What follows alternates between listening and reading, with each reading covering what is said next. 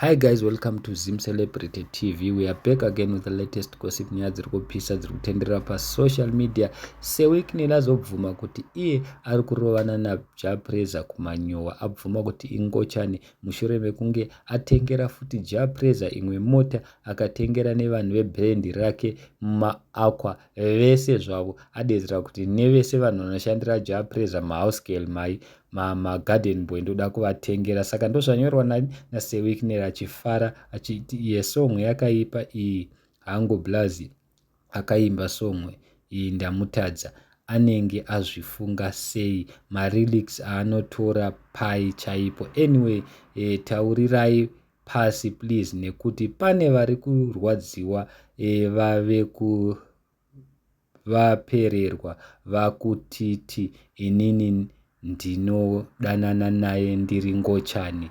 Ndozvataurwa naSewiknel ari kudedzera Japreza kuti vanhu vanoti ndodanana naye ndiri ngochani. But truth be told, zvese izvi zviri kuitirwei? Vanhu ava vane vachirovana zvavo asi vari kuedza kuti aiwa Japreza ndiwe musangano weZANU-PF, that is why achitengerwa they can do anything.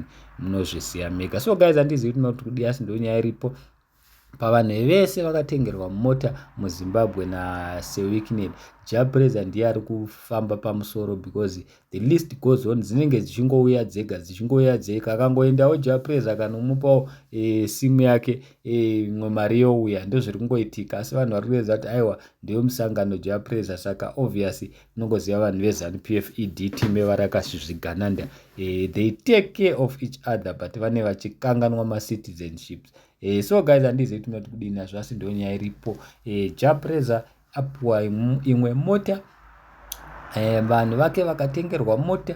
Mukada kukaunda mota dzatengerwa Japreza izvezvi dzawandisa. Ndiye ari kufamba pamusoro kudarika vanhu vese muZimbabwe. What's so special about Japreza sezvo vamwe vesewo vakangofanana naye? Handizivi guys munoti kudii, asi ndiyo nyaya yachona. Japreza has been gifted. Munongomuziva mega mukomana wedu murefu, ananga achingotora achidya zvake akanyarara. Ndozvinoita kuti vazukuru vambuya nenda dzimwe nguva vatsamwe because zvinenge zvichibva kumbavha. Saka ukaziva moto wembavha wave mbavha.